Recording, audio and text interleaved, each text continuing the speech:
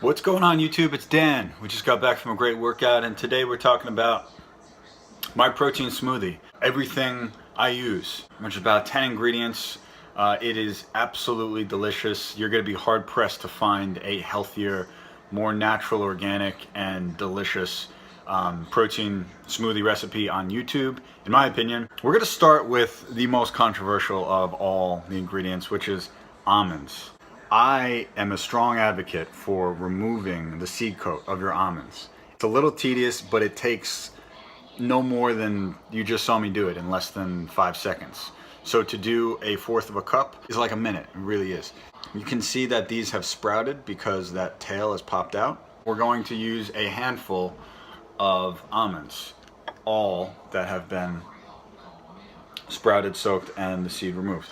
Now I have a whole separate video on sprouting, why you soak, why you sprout. Specifically I have a whole video on almonds. And it's unusual, right? I mean, if you look at the almond milk that I use as the base, this is just Nature's Promise unsweetened almond milk.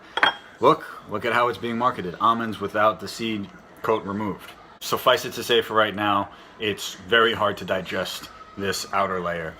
And it just doesn't taste as good.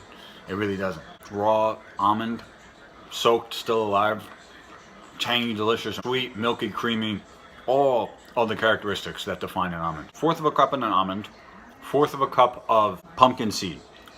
Now, these have also been soaked and sprouted. That's not a good one. You can kind of see right here that that root has already popped out and that green exterior seed coat has started to break down. So delicious. When you eat these seeds, you can literally taste how easy they are to digest. You barely have to grind them. They almost dissolve in your mouth. Some buckwheat sprouts, fourth of a cup.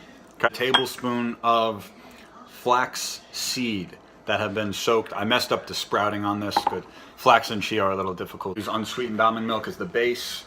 The moment we've all been waiting for. What kind of protein does Dan use? Orgain protein powder. This is pretty much the only stuff that I buy that I don't make myself. No dairy, no soy, no gluten, no lactose, no GMO. Made by Andrew Abraham, who's a medical doctor and cancer survivor. 150 calories a serving for 2 scoops, which gives you 21 grams of protein. It mixes very well. It is so delicious. The protein that constitutes the 21 grams are pea, hemp, chia, and brown rice, all of which are incredible superfoods. You also have the omega-3s from the flax that we have right here, and also the chia that's in there. Sometimes I put chia in mine as well. But you can't put chia and flax, that's just overkill on the fat. Put 1 tablespoon of one or the other. Our spices. So we have cinnamon, vanilla. Add a bit more chocolate flavor, unsweetened dark Dutch chocolate. No sugar, just pure cacao that has been ground up. Last but not least, we have bananas, just to add some delicious flavoring. Not a lot of bananas, a fourth of a cup. Bananas are incredibly high glycemic. They have so much sugar. 1 banana is pretty much like 3 fruit servings in one. So let me show you how I make this. Between all of the soaked sprouted seeds I use, we pretty much have 1 cup. So in here we have the pumpkin, the almond, and the buckwheat sprouts. A little more than that, a tablespoon. Put it all in here. And this is the first thing we're gonna put in the Vitamix. By the way, when you soak and sprout pumpkin seeds or almonds or really anything, this is sort of the setup. I have other videos on this, but just sort of to show you. You drain them. These have already soaked. I don't need to rinse them again. Put it upside down like that, okay? You wanna use just under a cup of almond milk. Our delicious seeds.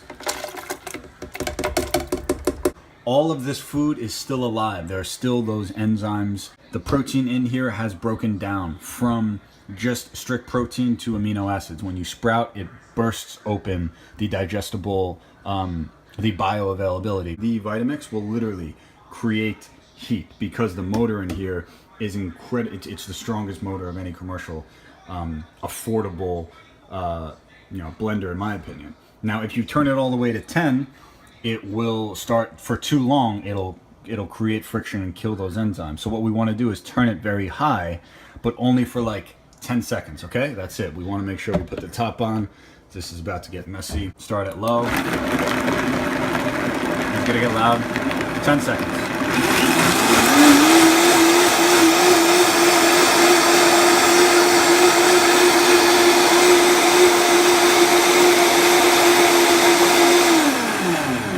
roughly blend the rest of it because we don't need to grind, you know, bananas.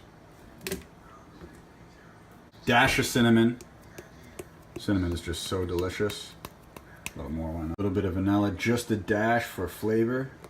Chocolate, I'd say a teaspoon. I eyeball all of this, but I've made it so many times.